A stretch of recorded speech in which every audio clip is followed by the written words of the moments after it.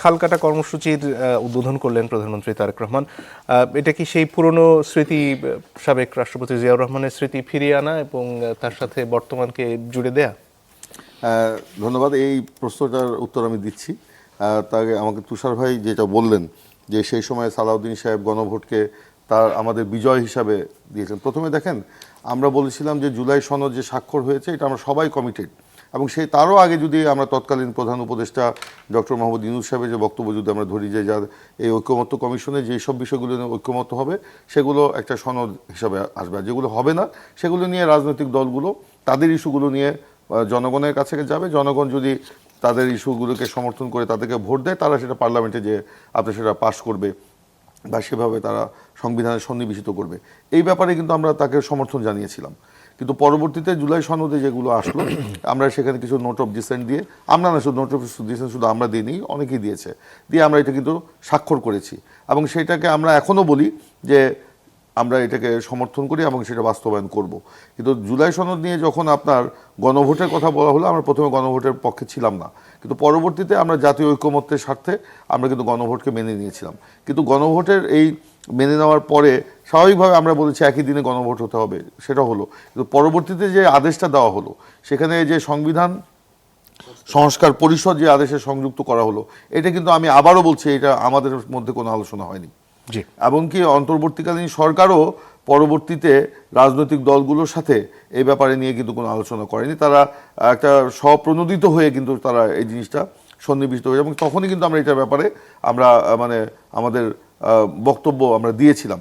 যাই হোক, সেটা নিয়ে আমরা এখন পার্লামেন্টে আলোচনা হবে, আলোচনা হলে সকলে মিলেই কিন্তু আমরা সেটা বাস্তবায়ন করব, সেটা নিয়ে আমাদের কোনো দ্বিমত নাই।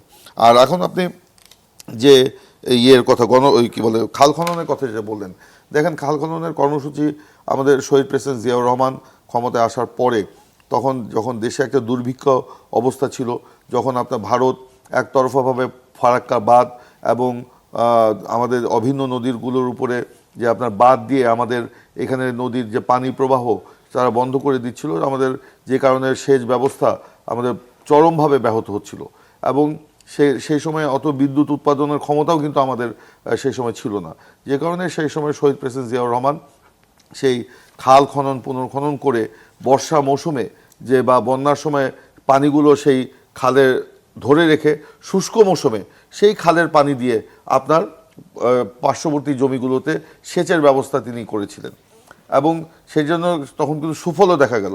যে কারণে আপনি দেখেছেন ৭৪ সালে যে দুর্ভিক্ষের হলো, তার মাত্র ২-৩ বছরের মাথায় এই খাল খননের সুফল পাওয়ার মধ্য দিয়ে আমরা কিন্তু খাদ্য উৎপাদন আমরা বাড়িয়েছিলেন শহীদ প্রেসিডেন্ট জিয়াউর রহমান, এবং দেশের খাদ্য চাহিদা মিটিয়ে সেই সময় কিন্তু বিদেশেও খাদ্য রপ্তানি হয়েছে, এবং সেই সময় গিনিতে যে মানে খাদ্য অভাব দেখা দিল, দুর্ভিক্ষ দেখা গেল, সর্বপ্রথম বাংলাদেশ থেকে কিন্তু আমরা খাদ্য সহায়তা সে সময় আমরা গিনিতে আমরা দিতে পেরেছিলাম শহীদ প্রেসিডেন্ট জিয়াউর রহমানের নেতৃত্বে। এখন আমাদের বাংলাদেশের যে পরিস্থিতি, এখন খাদ্য উৎপাদন আমাদের বাড়াতে হবে, পরিবেশ রক্ষা করতে হবে, জলবায়ু পরিবর্তনের ফলে আমাদের দেশ যে ক্ষতি হচ্ছে সেখানে আমরা সেই খাল খননগুলো পুনর্খনন করে, খালগুলো পুনর্খনন করে, নদীগুলো পুনর্খনন করে, সেখানে বর্ষা মৌসুমে বন্যার সময় যে পানিগুলো হয়, বন্যা প্লাবিত হয়, সে এখন যদি আমরা পুনর্খননগুলো করতে চাই, আমরা কেন এখন শুরু করলাম?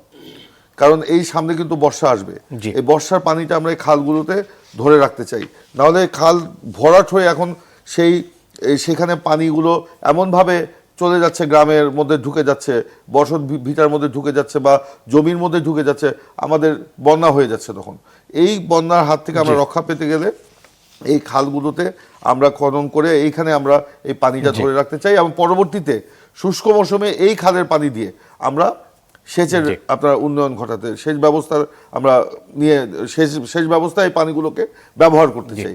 সে কারণেই এটার সাথে শহীদ প্রেসিডেন্ট জিয়াউর রহমানের তো স্মৃতি একটা জড়িত আছেই, এটা অস্বীকার করা যাবে না। আজকে যেরকম আমরা দেখেছি যে আমাদের নেতা উনি বলেছেন না ট্রাক্টরের মাধ্যমে মানে কি বলে ওইটাকে কি বলে এক্সকাভেটরের মাধ্যমে আপনার কাটা যাবে না, এটা কিন্তু আবার মানে ক্ষতির কারণ আছে। আমরা জনগণকে সম্পৃক্ত করে, জনগণ এই যে খালটা কাটলো জনগণ, এর মাধ্যমে জনগণের কিন্তু এই খালের প্রতি একটা মায়া জন্মাবে, এবং তাদেরকে সম্পৃক্ত করে আমরা খালটা জি। খনন বা পুনর্খনন করে আমরা এইটাকে জনগণের কাজে আমরা ব্যবহার করতে চাই, কৃষি উৎপাদনের সেচ ব্যবস্থায় আমরা এটা ব্যবহার জি, করতে চাই। ধন্যবাদ।